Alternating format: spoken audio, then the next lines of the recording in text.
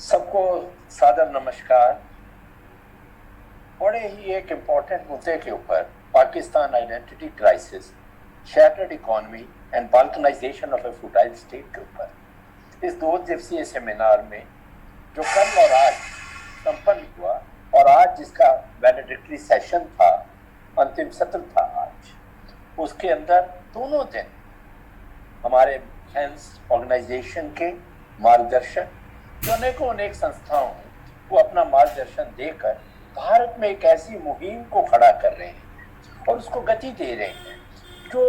इस संसार के अंदर आज के इस कोरोना काल से पहले की दुनिया में और कोरोना काल के बाद की दुनिया में और व्यापक तौर पर, चाहे वो हिंद हिमालय महासागर क्षेत्र हो, चाहे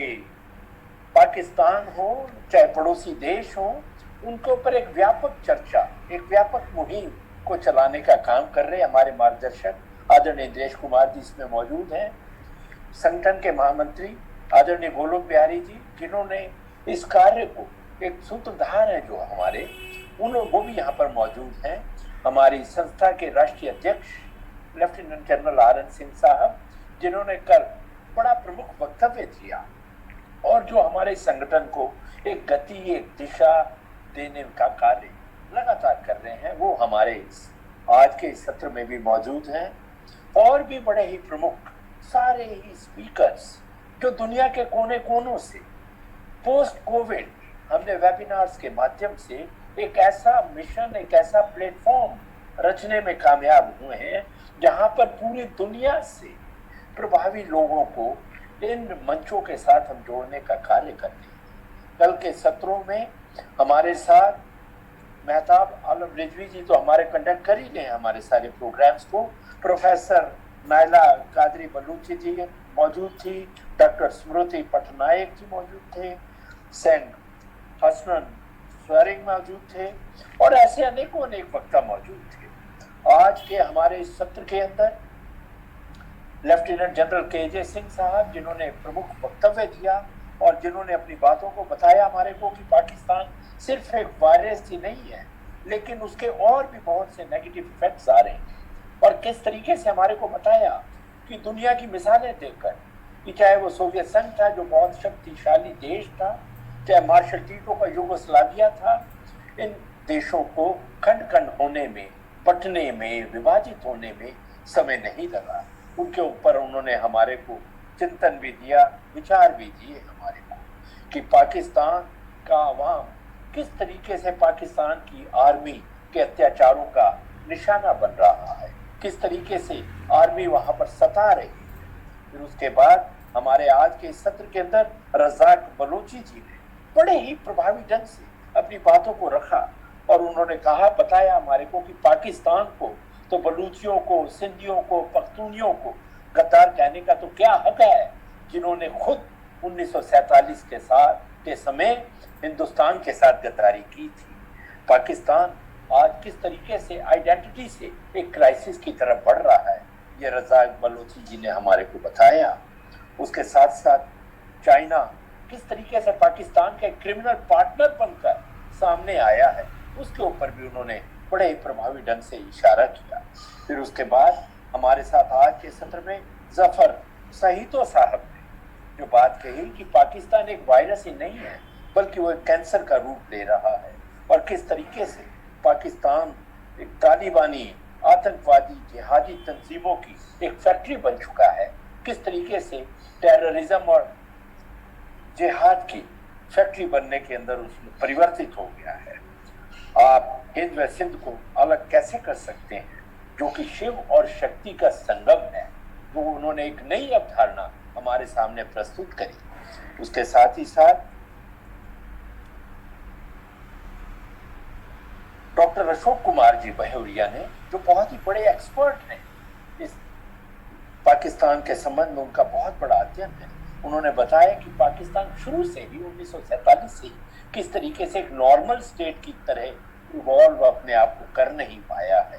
और किस तरीके से इंटॉलरेंस ऑफ डाइवर्सिटी जो पाकिस्तान के अंदर मौजूद थी, लेकिन पाकिस्तान के हुक्मरानों ने उसके प्रति असहनशीलता रखी और जो डाइवर्स कल्चर्स हैं,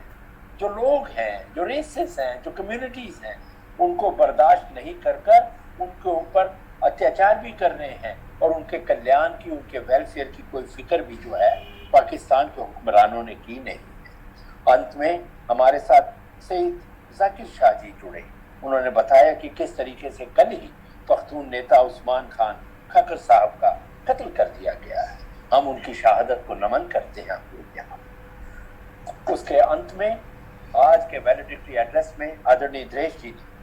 हमारे को एक नई अवधारणा दी कि किस तरीके से हम यूरोपियन यूनियन की तर्ज पर एक इंडियन यूनियन की कल्पना कर सकते हैं, जो कई गणराज्यों को एकजुट कर उनके विकास, उनकी तरक्की, उनके कल्याण, उनकी सभ्यता, उनकी संस्कृति को महफूज भी किस तरीके से रख सकता है। उन्होंने बताया कि भारत बुद्ध का देश है, युद्ध का कभी नहीं रहा है और सभी जातियों और पंथों का न केवल भारत के अंदर सम्मान होता है बल्कि उनके कल्याण के लिए भी लगातार कदम उठाए जाते हैं। United we stand and divided we fall की अवधारणा को उन्होंने हमारे सामने रखा और फिर उन्होंने अंत में पंचतंत्र की कथा कहानी के माध्यम से जो बहुत सारगर्भित थी और जो बताती है कि सिर्फ उपदेश नहीं, सहयोग की बात करनी है। तो हमारे साथ आज जितने भी स्पीकर्स जुड़े, चाहे वो सिंध के, चाहे बलूचिस्तान के, चाहे पख्तून के, हम उनको ये वायदा करते हैं कि जैसा हमारे मार्गदर्शक आदरणीय दिनेश जी ने कहा है, हम उनको पूरा सहयोग देंगे। कदम कदम पर, क्षण क्षण, पल पल हमारे जितने भी माध्यम हैं, जो हमारे जितने भी मंच हैं, हमेशा इस किस्म का सहयोग देने के लिए वो तत्पर भी रहेंगे और तैयार भी रहेंगे। अंत में अभी आदरणीय भाई साहब ने जो बताया है कि सोशल मीडिया के माध्यम से हम इस मुहिम को कैसे आगे लेकर जा सकते हैं और जो हमारे जो स्पीकर्स जो आज जुड़े, कल जुड़े, उनका हम किस तरीके से प्रभावी पैनल बनाकर इस मुहिम को एक स्टेप और ऊपर लेकर जाने का काम करेंगे। तो हम इन सारे ये जो हमारा रहा है, ये 2 दिन का जो गोष्ठी रही है, तरंग गोष्ठी, इसके अंदर हमारे देश के कोने कोने से, चाहे वो नॉर्थ ईस्ट रहा, चाहे साउथ रहा, चाहे ईस्ट रहा, चाहे नॉर्थ रहा, चाहे वेस्ट रहा, उनके प्रतिभागियों ने इसमें हिस्सा लिया है। और आदरणीय दिनेश जी ने जैसा बताया, हमारे साथ जुड़ने वाले प्रत्येक सहभागी अपने आप में स्वयं भी एक संस्थान है, ओपिनियन मेकर्स हैं, प्रभावशाली व्यक्तित्व हैं, जो देश के नीति निर्धारण के कार्यों के अंदर भी बड़े उत्साह के साथ हिस्सा लेते हैं। तो उनका भी मैं बहुत बहुत धन्यवाद करता हूँ, सारे ही प्रतिभागियों का जो हमारे साथ जुड़े। लेफ्टिनेंट जनरल अशोक चौधरी जी जुड़े, मेजर जनरल अनुज माथुर जी जुड़े, ऐसे अनेकों अनेक जो हमारे जो ओपिनियन मेकर्स हैं, प्रभावी हमारे जो स्तंभ हैं फैंस के, वो हमारे साथ जुड़े हैं। मैं उन सब का बहुत बहुत धन्यवाद करता हूँ। विशेष तौर पर हमारे सारे स्पीकर्स का, दोनों दिनों के कीनोट स्पीकर्स का, जो पूरी दुनिया से, चाहे वो अमेरिका रहा, चाहे कनाडा रहा,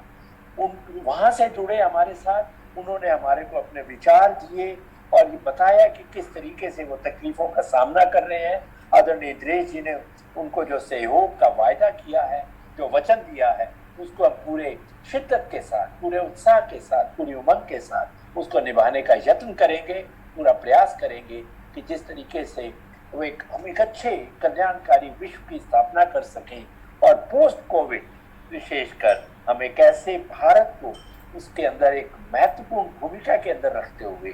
सारा सहयोग पाकिस्तान में रहने वाले जो हमारे भाई बहन हैं, जो अत्याचारों का सामना कर रहे हैं और कोरोना की महामारी का भी सामना पूरी मानवता जो दुनिया में कर रही है, उसके साथ भी हम पूरा सहयोग करने का कार्य करेंगे। आप सबका बहुत बहुत बहुत बहुत धन्यवाद करते हैं हम। जय भारत, जय हिंद। बहुत बहुत धन्यवाद जसवीर जी।